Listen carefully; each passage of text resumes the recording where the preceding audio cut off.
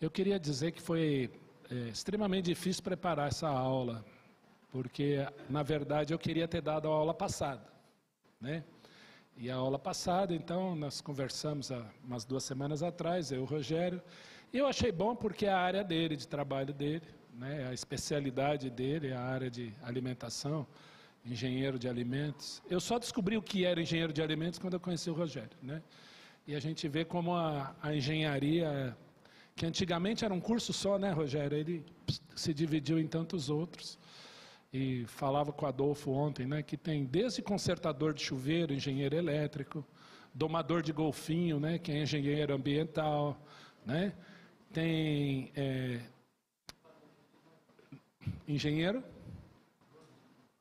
sanitário, né, tem mestre de obras, que é engenheiro civil, e tem cozinheiro, que é engenheiro de alimentos, né? Enfim, e aí então foi legal porque eu acho que bastante autoridade assistia a aula dele ontem, né? Foi assim bastante edificante ver o preparo. E foi bom por um lado que eu falei, bom, vamos falar de algumas coisas que eu sei que ele não teve tempo de falar, porque é muita coisa, muito assunto, muita aplicação. Então, nós vamos falar um pouquinho aqui, né? E eu queria primeiro, assim, agradecer ao Senhor. Acho que o Ferreira foi muito feliz aqui em falar as bênçãos da igreja, tudo que nós temos vivido e aprendido aqui, dentre muitas coisas, desde o ministério de louvor, de som, de transmissão, tantas coisas que nós podíamos falar, né? Nos tantos ministérios que nós temos aqui, mas a escola dominical, né? As 3 primeiras aulas foram muito edificantes para mim, né?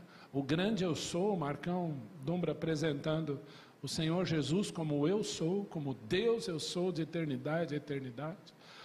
Depois o Marcos Cassoli trazendo o Senhor Jesus como o Alfa e o Ômega, mostrando que, embora Jesus seja filho, ele não deixa de ser Deus, ele é tanto Deus quanto o Pai, da mesma essência. Quando a Bíblia fala filho da mesma natureza de, e nós vimos então a grandeza desse Deus, né, que é o Alfa e o Ômega. Então nós temos aprendido muito. E vimos aqui na semana passada o Senhor Jesus como a videira verdadeira. Quando nós falamos em videira, eu acho que justifica já o nome do nosso curso, porque a plena suficiência de todo o ramo, da uva, do fruto, vem da videira. E Jesus diz que Ele é a videira verdadeira.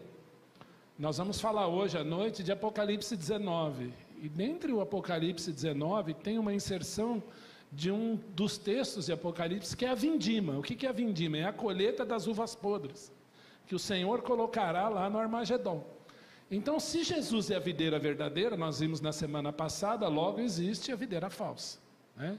E isso que nós vimos ali, né? Então, Jesus é a videira verdadeira. E hoje a gente quer avançar um pouquinho nesse texto, que ele é riquíssimo, que ele é maravilhoso, e para falarmos então, né, nós, os ramos e os frutos. Bom, se Jesus é a videira verdadeira, ele diz que nós, eu vou colocar esse nós entre aspas, porque a gente precisa entender Romanos 11, para entendermos por que nós nos encaixamos nessa palavra nós aí, né? E os ramos e os frutos. E eu começo aqui com um acampamento que nós tivemos lá em São Vicente. A Lívia e o Adolfo foram embora, mas eu lembro que, eu sei lá se o ano foi 2010, 2011, por ali, o tema do acampamento foi a videira verdadeira. E o pastor Sérgio Ceribelli ali, trazendo a palavra, né, explorou bastante em 4 dias, eu falava de manhã, ele falava à noite, sobre a videira verdadeira. E eu lembro que tinha uma campante lá, que ela se empolgou tanto, que ela ficou numa árvore pendurada, só com as pernas e cabeça para baixo, né? Eu falei, filha, você vai cair daí. Ela, não, eu quero ser ramos, né? E aquilo ficou na minha cabeça quando ela disse, ela queria ser ramos, né? Eu falei, você não quer ser um ramo? Não, eu quero ser ramos. Eu falei, tá bom. Então o que é isso, né? Nós, os ramos, o que significa dar frutos? Então vamos dar uma passeada aqui em vários textos hoje aqui, né? Eu queria só lembrar, né, as chamadas plantas sagradas da Bíblia. No último acampamento, eu tive ali um momento com meu pai, nas várias oficinas, das plantas sagradas da Bíblia. Eu coloco isso aí entre aspas, porque essa é uma definição histórica de dicionário, né? Mas eu queria citar 3. Primeiro, qual é? Trigo. O trigo. O pão é um dos alimentos mais antigos da história da humanidade, se não é o mais. E é interessante que é o alimento que existe em todas as culturas da Terra. Existe pão até na China, no Japão, é um diferente do nosso, né? Aqui nós comemos o chamado pãozinho francês. Eu não sei se você sente falta, mas se você ficar aí, viajar para fora do Brasil, ficar 10 dias sem comer pão francês, talvez alguns sintam dificuldade, né? Porque a gente acostumou com o nosso pãozinho do dia a dia. É interessante, São Paulo tem muito essa cultura da padaria, né? Eu vou à padaria, o que eu falo? Eu quero 5 pãezinhos, do mais clarinho. Os outros falam assim, eu quero mais moreninho. Já viu isso aí? Aí vai lá a pessoa que atende, dá o saquinho de pão para você, meio aberto, fala, não feche, porque ele está quentinho, saiu agora. Aí você passa aquela manteiga, ela já vai derretendo. Gente, com um cafezinho, vai bem, não vai? Quem não gosta disso, odeia, levante a mão, eu quero orar por você. Tá bom. Então vamos lá. Então, isso faz parte. Trigo, alguém levantou a mão? Você apontou? Quem? Você não gosta, Camila? Você gosta de chocolate, né, Camila? Apoia, ó, tá vendo? Tem sempre alguém. Senhora, brincadeira, Camila. Camila, nós te amamos, querido. Primeiro é o trigo, da onde vem o pão, tudo bem? O Edu, eu vi o Edu chegando aí, cadê o Edu? Volpe. Edu, como é que está lá a situação? Vamos abrir um parênteses aqui. Está ruim? Acordou e não fala.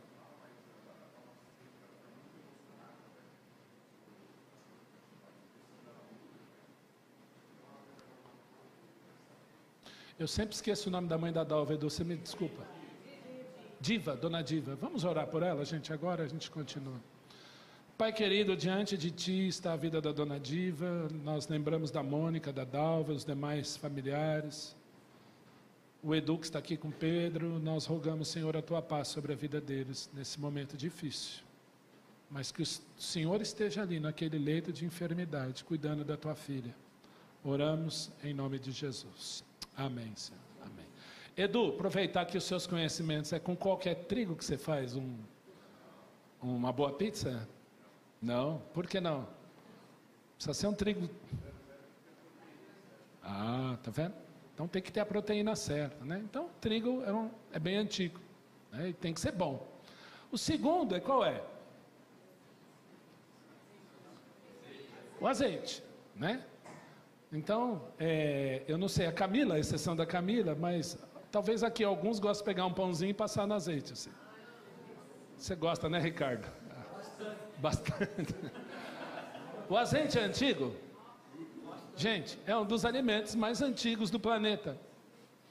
Então, assim como é o trigo, você tem também o azeite. O azeite é extremamente antigo. Então, a Grécia produz azeites, Israel produz azeites, Chile produz azeites, Argentina produz azeites, Brasil produz azeite bom já, né? Já há algum tempinho, está aí raçudo, né? Nós temos azeite em Portugal, nós temos azeite na Espanha, e por aí vai, né? Muitos, Itália, vários lugares do mundo. Tem uma pizzaria lá em Ubatuba que eles colocam a opção de você escolher qual azeite do mundo você quer pôr na pizza. Eu nunca vou lá porque é extremamente caro o restaurante, mas uma vez que eu fui, o meu irmão mais velho pagou, né, nós fomos lá, e eu achei interessante a variedade de azeite do mundo inteiro, porque azeite é algo bem antigo. Tudo bem? Então o Edu estava falando aqui da pizza, para você fazer uma boa pizza, você não precisa só de uma boa massa, mas de um bom azeite. E o azeite vai na preparação da massa, estou errado? Estou errado ou estou certo? Alguns põem, outros não. Você põe? Não coloca mais. Devia colocar, viu, Edu, que fica bom. E o terceiro, qual é? A uva. A uva onde você tira o bom vinho, né? Gente, nós vimos lá com o Rogério citou na aula dele, né, quando nós falamos da videira, a uva também, junto com o trigo, junto com o pão, é um dos alimentos mais antigos que existem. Para você ter uma ideia, se você for para a Itália hoje, é muito comum o cara pegar um pedacinho de pão, passar no azeite, com um cálice de vinho do lado. não sei quem já viveu essa experiência, é algo bastante antigo também na história da humanidade. Ok? Então eu coloco essas três porque elas são importantes. Né? Quando nós lemos Romanos 11, por exemplo, nós falamos de enxerto, nós falamos da oliveira. Quando Jesus fala, eu sou a videira verdadeira, Jesus está usando elementos agrícolas que as pessoas conheciam e faziam parte do dia a dia delas. Alguma dúvida até aqui? Então nós vimos isso com detalhes a aula passada. E o Rogério citou que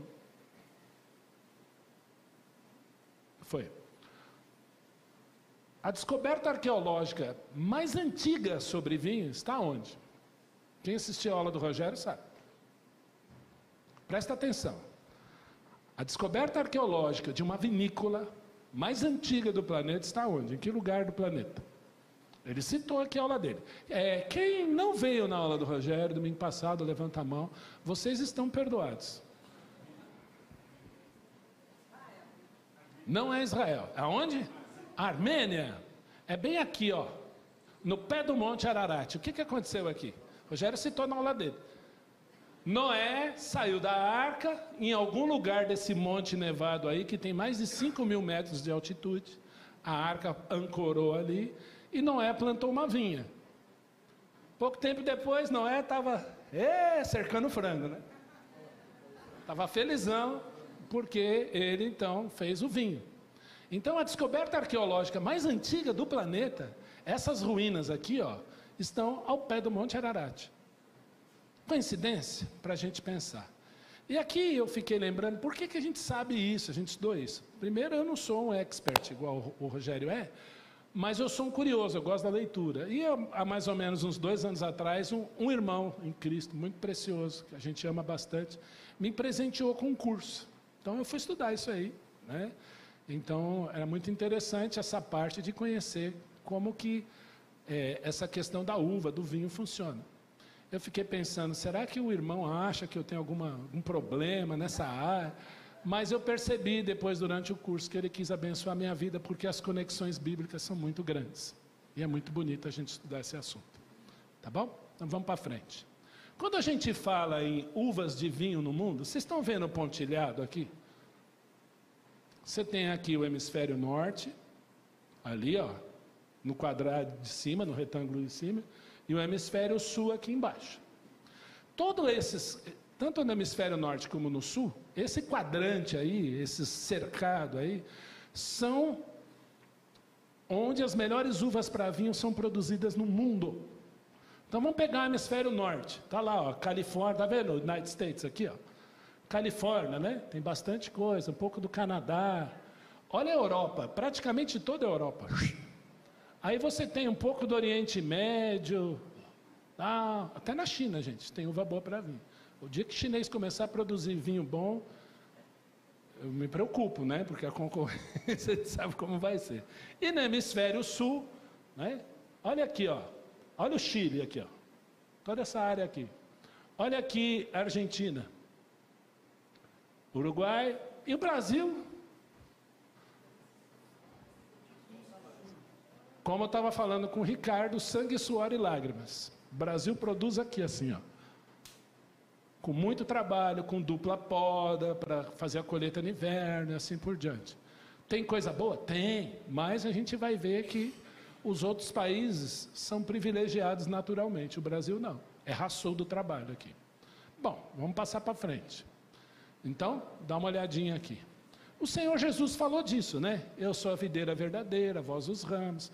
Vimos lá com o Rogério que ele, por ser a videira verdadeira, ele adiciona a uva, a água ou algum elemento ali, transforma a água em vinho, em Caná da Galileia. Por que Jesus falava desse assunto? Ele tinha propriedade para falar disso? Porque existe um paiseco aqui, ó. Eu vou fazer de novo o efeito especial, ó. Chamado Israel, que está bem no meio da produção de vinhos bons. Para vocês terem uma ideia, Israel exporta vinhos, inclusive para o Brasil. Nós estamos falando aí de coisa boa, tá bom? Vamos caminhar aí mais um pouquinho. E aí você vê os nomes, né?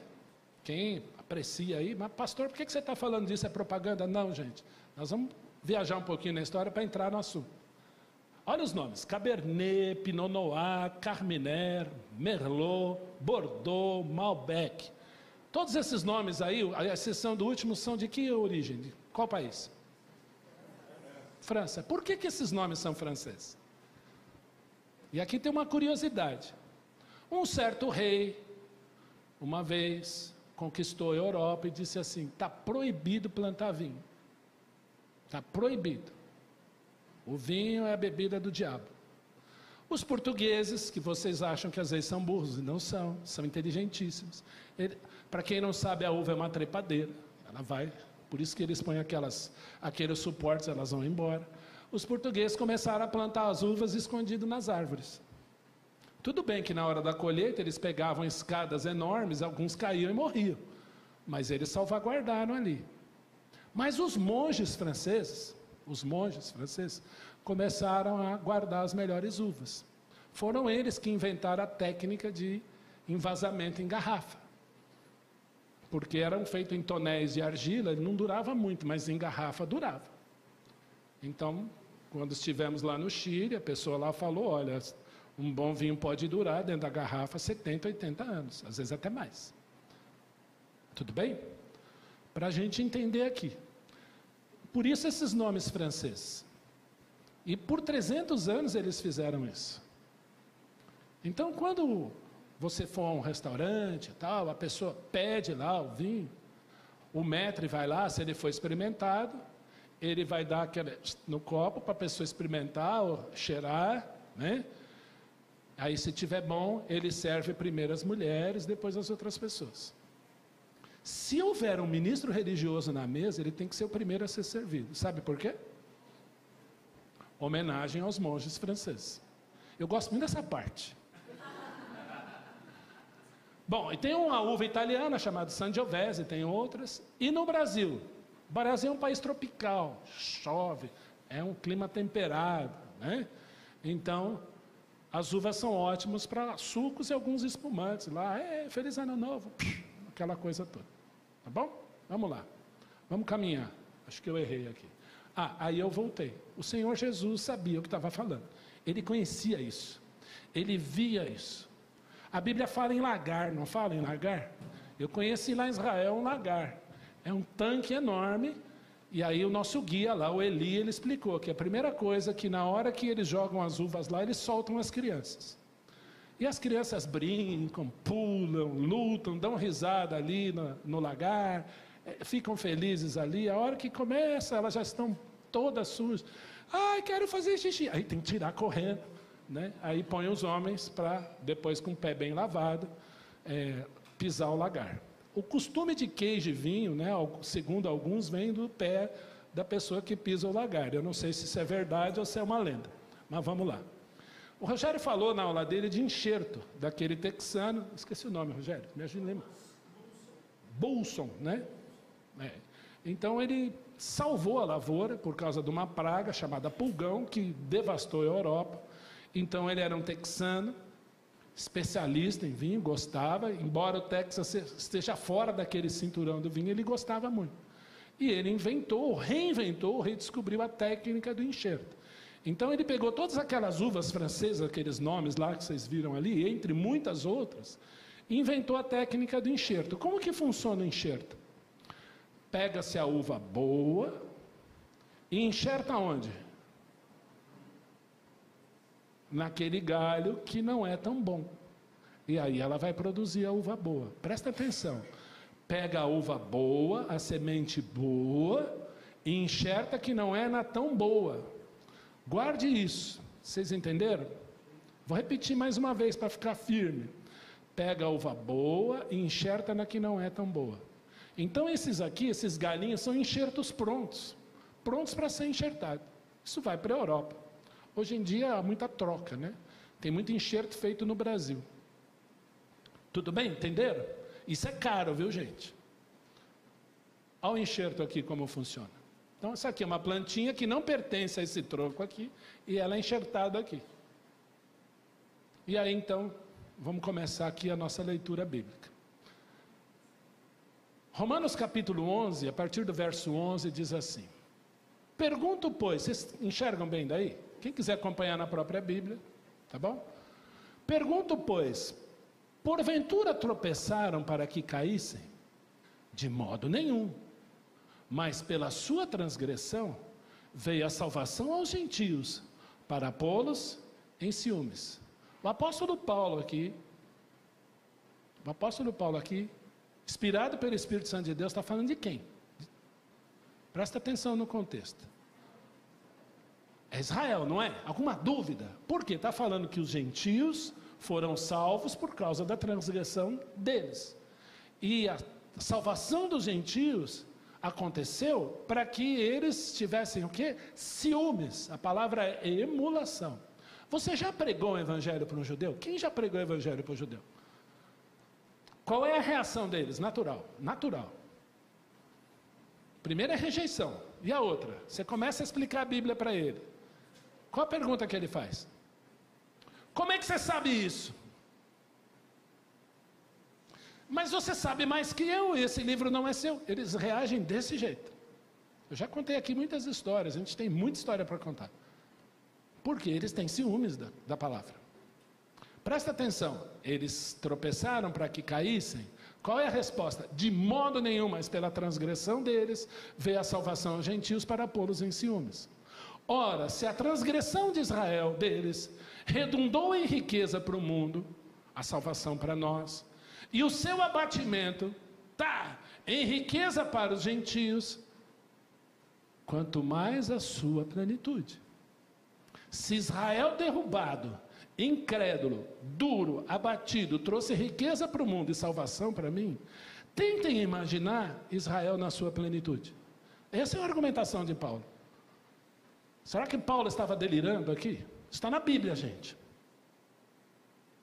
Dirijo-me a vós outros que sois gentios. Escuta, eu estou falando com vocês que não são judeus. Romanos capítulo 11. Visto, pois, que eu sou o apóstolo dos gentios, glorifico o meu ministério. Por que Paulo está falando diretamente com os gentios? Porque ele, embora judeu, fariseu da tribo de Benjamim, ele era o pregador dos gentios. Ninguém pregou a gentios como Paulo. Lembra do discurso dele em Atenas. Vamos continuar. Pergunto, pois, porventura... Ué, o que eu fiz aqui? Eu fiz coisa errada aqui. Puxa vida, eu esqueci de corrigir esses slides. Esse está inteiro, mas era para estar maior. Eu vou no visto pois aqui, ó. Dirijo-me a vós outros. Visto pois que eu sou o apóstolo dos gentios, glorifico o meu ministério para ver se de algum modo posso incitar ao ciúme os do meu povo para salvar alguns deles. E Paulo salvou alguns deles, no sentido de pregar e alguns judeus creram. Porque se o fato de terem sido eles rejeitados trouxe reconciliação ao mundo, que será o seu restabelecimento, se não vida dentre os mortos? Como eu te falei, foi muito difícil preparar essa aula, pelo momento que nós estamos vivendo. Se o abatimento deles trouxe salvação aos gentios, trouxe reconciliação ao mundo, que será o restabelecimento de Israel? E se foram santas as primícias da massa, igualmente o será a sua totalidade. Se for santa a raiz, também os ramos o serão. Jesus disse que ele é a raiz, que ele é a videira verdadeira, e nele os ramos serão. Bom, agora olha aqui. Se, porém, alguns dos ramos foram quebrados, e aí o Rogério citou esse texto na aula passada, e tu, gentio, sendo oliveira brava, foste enxertado no meio deles, e te tornaste participantes da raiz e da seiva da oliveira, não te glories contra os ramos. Bom, como é que Jesus disse que nós somos os ramos? E Paulo está dizendo aqui que os ramos não somos nós, mas Israel. Como fica isso? Calma, vamos chegar lá.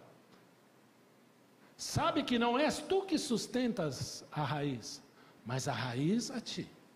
Quem é a raiz? Quem é a videira? O Senhor Jesus. Quem são os ramos naturais? Gente, é o povo de Israel. E nós? A Bíblia diz que nós fomos o quê? Enxertados. enxertados.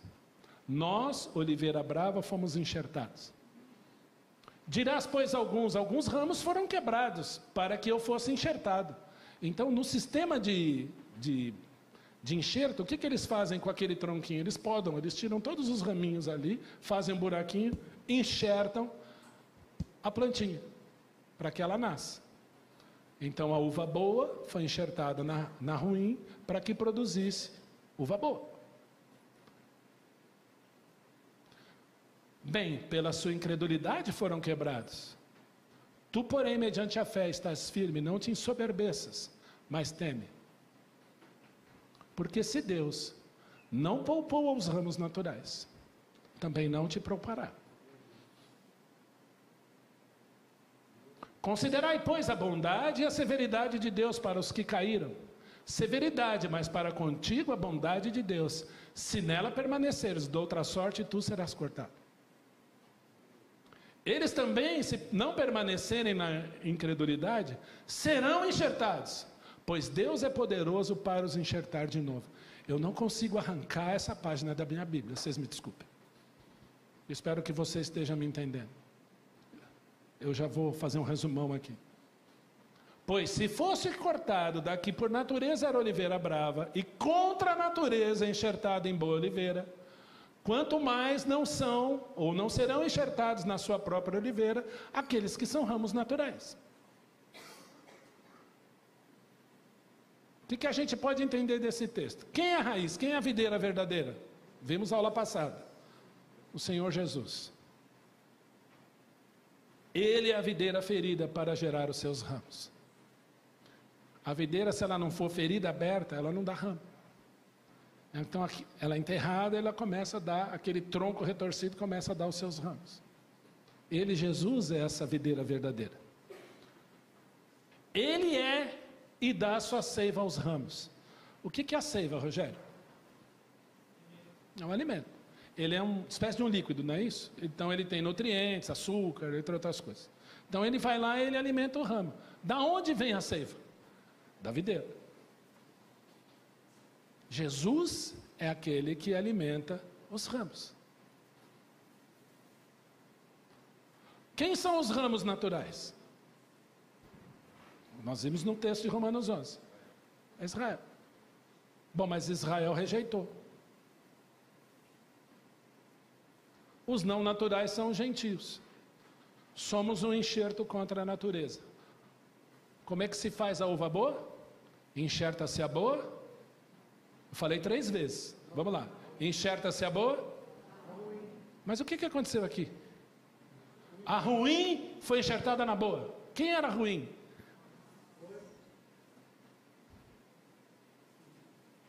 Quem eram os ramos naturais? Israel. Então eu sou participante de uma seiva, de uma videira, que naturalmente não pertencia a mim. A Bíblia diz em João capítulo 1, veio para o que era o seu, o mundo, e os seus, os naturais, não o receberam. Mas a todos quantos o receberam, deu-lhes o poder de serem feitos filhos de Deus, a saber, aos que creem no seu nome. Enxerto. Deu para entender isso? Está claro isso? Mas Deus jamais se esqueceu dos seus ramos naturais. Ou não? Não. Exorta os ramos não naturais, você e eu, a não se ensoberbecerem em relação aos naturais. Eu agora sou herdeiro, eu agora tenho as bênçãos, vocês não têm mais. Eu não consigo ler esse texto e pensar diferente. Leiam a Bíblia. Leiam a Bíblia. Eu vou dizer para vocês que eu nunca escondi as minhas convicções em relação a esse assunto para ninguém. Eu sei qual é o meu papel. Não mereço, como diz a Márcia, mas agradeço. Jesus Cristo disse, eu sou a videira verdadeira, meu pai é agricultor. Está aí a foto de uma videira. É a partir daqui que os ramos nascem. Está vendo os raminhos nascendo? Quem é a videira? Jesus. Quem é o agricultor? Quem faz o enxerto? Quem poda? Quem cuida? Quem limpa? É o Pai. Eu sou a videira verdadeira e meu pai é agricultor. Você está vendo o agricultor aqui pegando a uva. Antes de falar disso. Quem decide a melhor uva para vinho é o agricultor. Vocês sabiam disso? Hoje, nos dias de hoje. Ele não pega a uva, sai colhendo e joga numa máquina e prensa. Eu tinha um amigo que era pastor português de Portugal. Ele falava que ele estava caminhando com o pai dele numa fazenda, lá em Portugal, e o pai dele era viticultor, né? E ali então, o pai dele levava as crianças na hora da colheita, as uvas boas, ele falava assim, limpe, limpe, limpe, limpe, limpe, e tinha que jogar numa caixa. As que não eram tão boas, ele falava, chup, chup, chup, chup, chup, chup, limpe, chup, limpe. Era assim. O agricultor decide o que é melhor. E nós terminamos a aula da semana passada, me perdoa aí por delongar, né? Porque é de extrema importância a gente enfatizar isso, não é uma recordação, mas é uma ênfase. E o meu Deus, segundo a sua riqueza em glória, há de suprir em Cristo Jesus cada uma das vossas necessidades. Se Jesus é a videira e Ele dá a seiva para os ramos, está faltando alguma coisa? Você entende o que é a nossa suficiência em Jesus?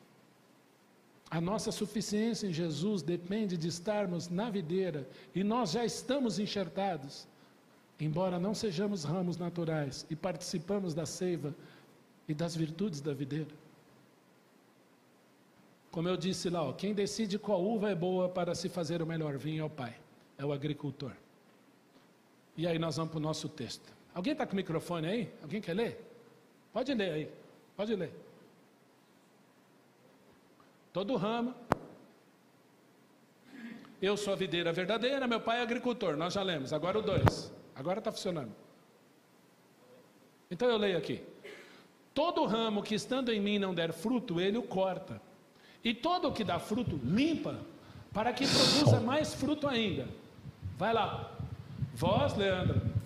Vós já estáis limpos pela palavra que vos tenho falado.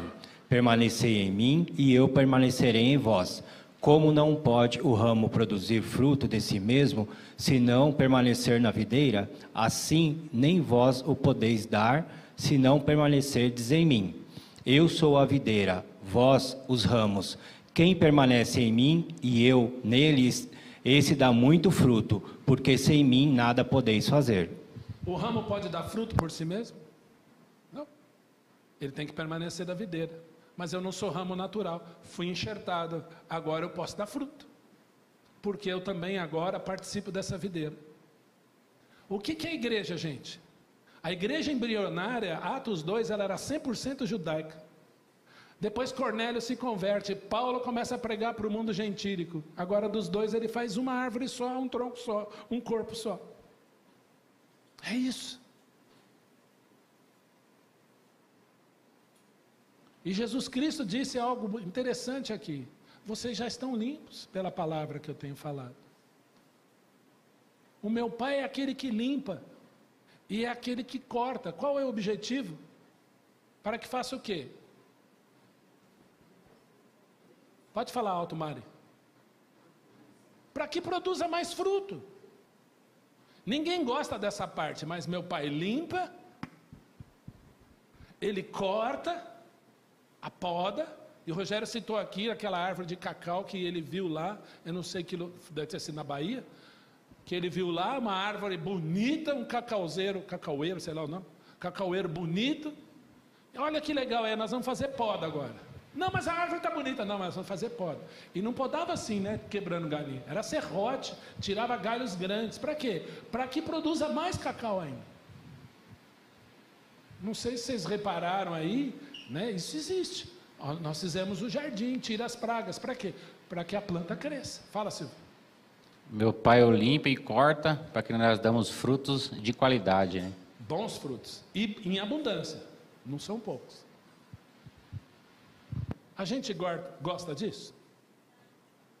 Isso aqui é um ramo de uva, tá? O que está acontecendo aqui? Alguém pode me explicar o que é isso? Quem quer explicar? Explica aí. Então chega a época que colheram as uvas, tal, o inverno vai chegando, o que eles fazem? Podam a plantinha. O que acontece com ela? Gente, isso acontece com a uva. Ela chora. Vocês sabem como os viticultores chamam isso? Choro. A poda produz choro, a gente não gosta. Mas acontece para quê? Para que se produza mais fruta ainda. Hebreus 12. Toda disciplina, no momento, não parece ser motivo de alegria, mas de tristeza. Vamos ler esse texto aqui? Acho que esse vale a pena. Jordânia, não precisa interromper, tá? Mas a gente só lê aqui, aqueles que puderem. Presta atenção nas palavras aqui, Hebreus 12.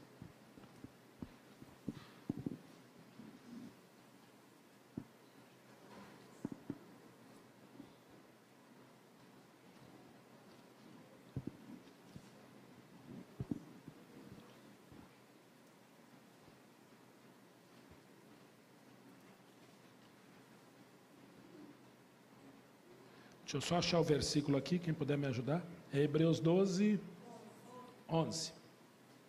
Toda disciplina com efeito não parece ser motivo de alegria, mas de tristeza. Ao depois, entretanto, produz o quê? Fruto pacífico aos que têm sido por ela exercitados. Fruto de justiça. Posso voltar lá na apresentação? Não precisava pôr não, porque senão a gente... Isso. Esse é o momento de choro. Nós não gostamos do trato do Senhor muitas vezes. Nós não gostamos. Mas por que o Senhor às vezes faz isso? Ele poda, ele limpa, ele tira as pragas, passa o escovão, poda, para que você produza mais frutos.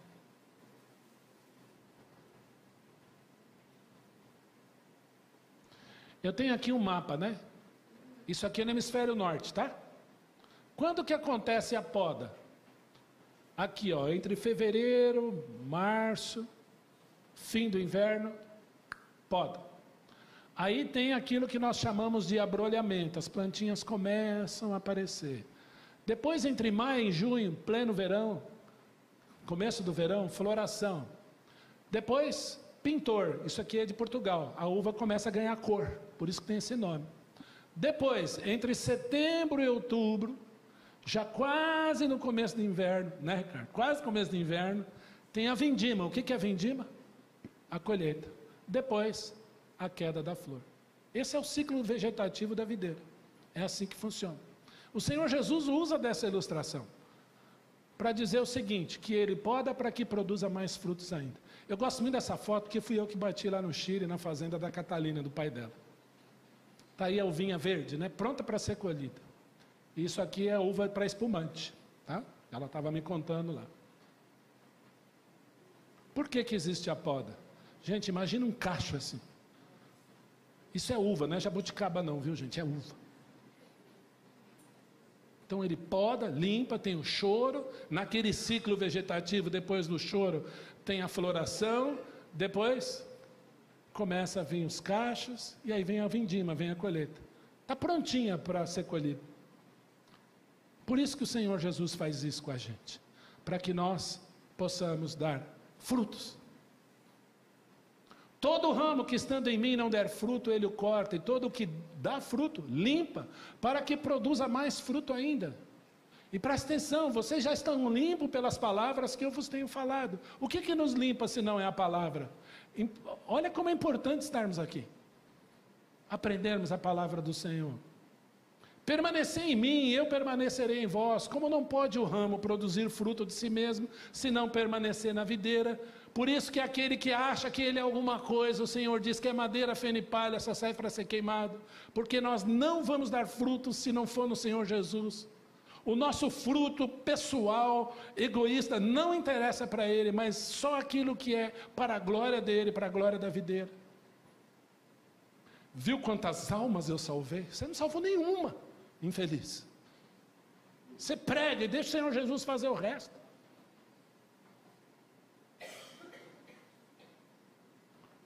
Nós não damos dar fruto se nós não estivermos na videira. E nem vós o podeis dar se não permanecerdes em mim. E olha o que ele diz aí: quem permanece em mim, eu nele, esse dá muito fruto, porque sem mim nada podeis fazer. Eu não posso fazer nada sem o meu Senhor Jesus, nem respirar. Você já tentou se matar assim, ó? Vamos lá, comigo. Fecha a boca, prende o ar.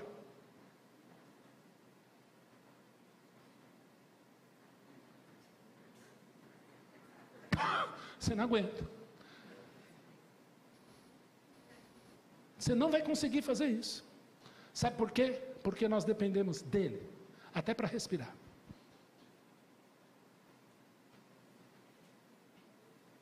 Se alguém não permanecer em mim, será lançado fora, a semelhança do ramo, secará, eu apanho, lanço no fogo e queima.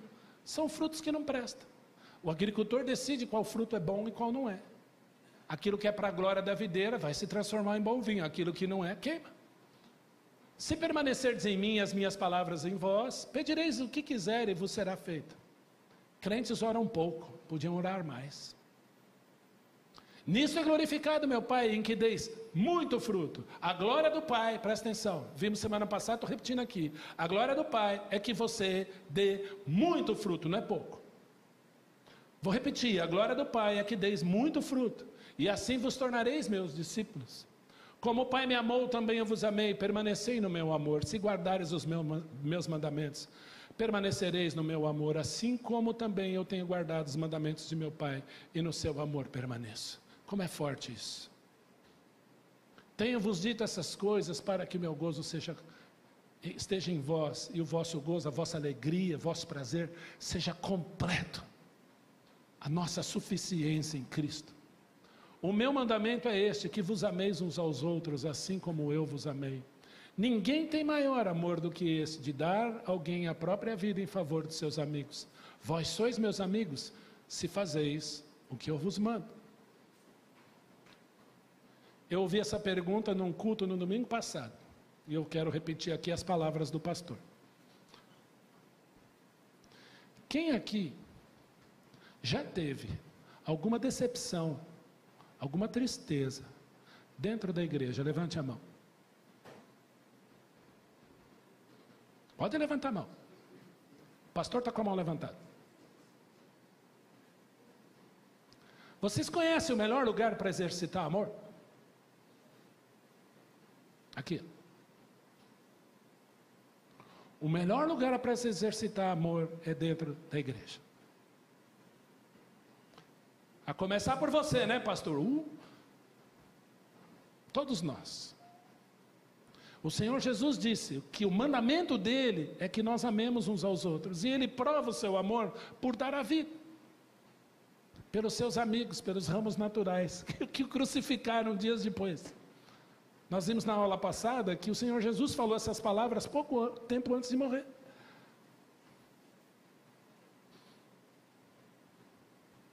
Meu Senhor. Já não vos sermos servos, porque o servo não sabe o que vai fazer o seu Senhor, mas tenho chamado amigos, porque tudo quanto ouvi de meu Pai vos tenho dado a conhecer. Ou seja, o Senhor Jesus é a seiva que nos alimenta e nos tem dado provisão para entendermos o que Ele quer para nós. E o que nós queremos? Eu vou viver sem Jesus, eu vou viver sem Jesus. Não dá certo. Tudo que você fizer sem o Senhor Jesus não vai ser para a glória da videira verdadeira e não vai dar certo.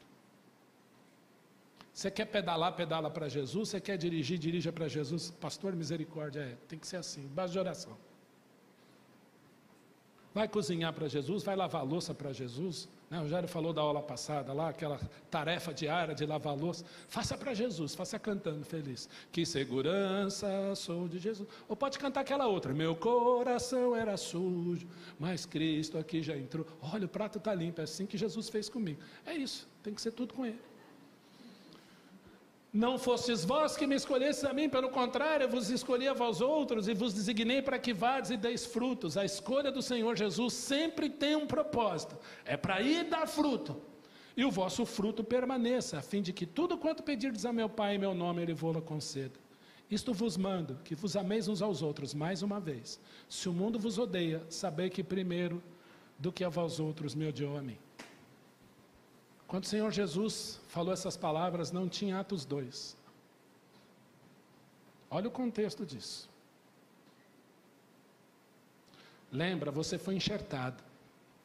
Nós usufruímos dessas bênçãos por graça, porque nós fomos enxertados.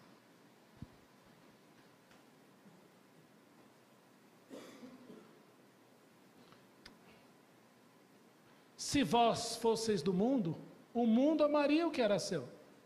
Como todavia não sois do mundo, pelo contrário, dele vos escolhi. Por isso o mundo vos odeia. Quem odeia o povo de Deus? Judeus e gentios. Eu vou repetir a pergunta, se alguém tiver coragem de responder. Quem odeia o povo de Deus? Primeiro o judeu. E os enxertados, os gentios? Vocês acabaram de ler aqui. O mundo. O mundo. O diabo com certeza, mas o mundo. Olha o que Jesus falou aqui. O mundo vos odeia. 7 palmos. O mundo vos odeia. Então o ódio que se levanta não é contra Israel, não é antissemitismo, é contra quem disse essas palavras. O ódio que o mundo tem contra você porque você professa o nome de Jesus e está ficando cada vez mais difícil ser crente, é porque o mundo odeia o Senhor Jesus. Deu para entender isso? O discurso de ódio é contra o Senhor Jesus, porque o povo é dele. E nós enxertados somos dele. Tenho ainda outras ovelhas que não são desse aprisco, você e eu, a mim me convém buscá-las. Então haverá um só rebanho e um só pastor. Não é eu vou excluir um para pôr o outro, não, é um só rebanho e um só pastor. Por isso que nós devemos pregar o evangelho para eles. E Jesus disse, quem lê entenda. Espero que você esteja me entendendo.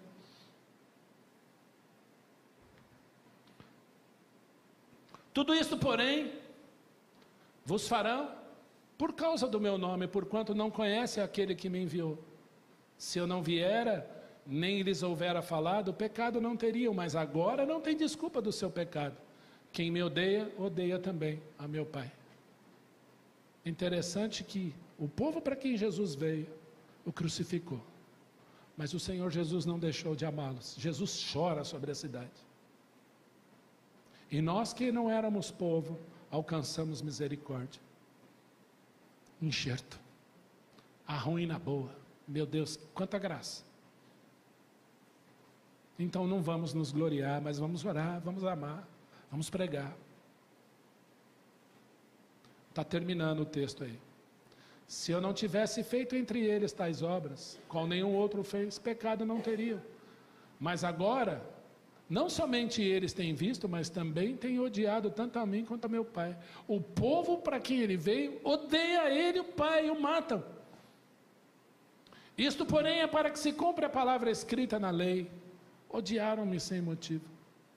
Quando, porém, vier o Consolador, que eu vos enviarei da parte do Pai, o Espírito da verdade que dele procede, este dará testemunho de mim, e vós também testemunhareis, porque estáis comigo desde o princípio. Apesar de todo esse livro for escrito por judeus, os 12 apóstolos saíram pregando, apesar da rejeição. E essa salvação chegou até você, para você ser enxertado. O primeiro autor de boas obras, isso foi citado semana passada, e eu vou para o fim da aula, é o Pai, Efésios 2:10, os quais Deus o Pai de antemão preparou para que andássemos nelas. Esse é o primeiro autor das boas obras, é o Pai. Quem é o segundo? O Senhor Jesus, o grande eu sou, como nós vimos com Marcos, que disse, sem mim, nada podeis fazer. Quem é o terceiro autor das boas obras? É um fruto só.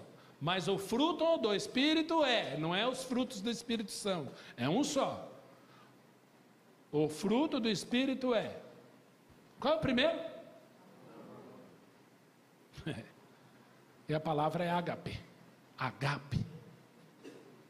Alegria.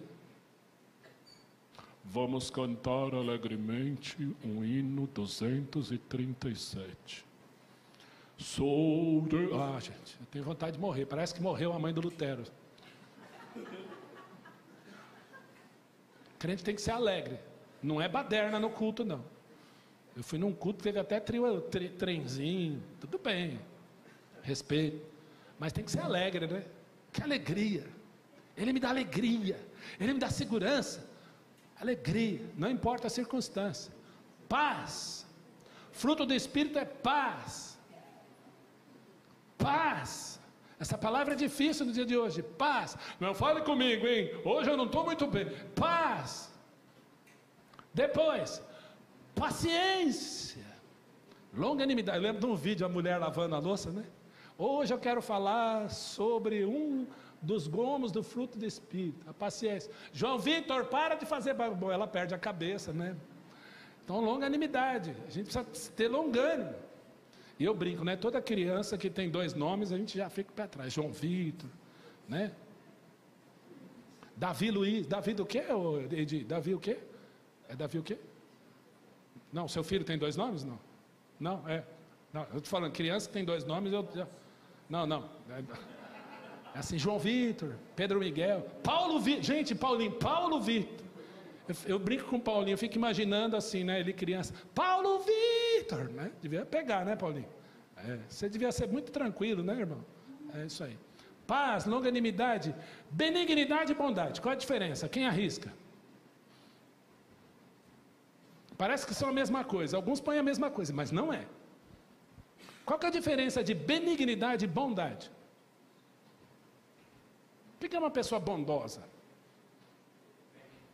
Do bem. O que é benigno? Eu vou dar um exemplo tranquilo, tá? Imagine um arsenal de uma arma. Não sei, já viu aqueles filmes policiais lá? Eu lembro quando era criança, eu gostava de ver SWAT. Né? Tocava o alarme lá, o pessoal da SWAT saía, aí tinha um monte de arma, cada um ia pegando uma, e entrava naquele carro blindado, ia lá salvar uma pessoa, ou evitar um assalto, alguma coisa assim. A benignidade é um arsenal de coisas boas. A bondade é quando você pega uma e põe em prática. Deu para entender a diferença? Benignidade é todas as possibilidades, todo esse arsenal. E bondade é a benignidade em prática. Quando Jesus fala, se alguém der uma face, oferece a outra. Isso é bondade. Dentro do arcabouço, benignidade. Fidelidade, ser fiel às coisas do Senhor, como o Ferreira apontou aqui. E domínio próprio, autodomínio. Pastor do céu. Sangue italiano, português, espanhol, correndo na minha veia. Como é que funciona? Eu sou cearense, pastor. Eu risco a faca facinho no chão, sai faísca. Pois é. Mansidão é você ser manso, você temperante, né? Não riscar a faca. E domínio próprio, ainda que você risque a faca, você não vai usar.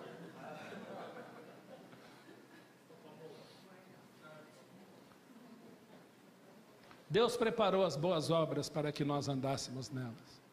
E eu queria terminar com esse versículo aqui, acho que é o último. Opa, peraí. Vamos ler todo mundo junto? Portanto, nada julgueis antes do tempo, até que venha o Senhor, o qual não somente trará plena luz as coisas ocultas das trevas, mas também manifestará os desígnios dos corações.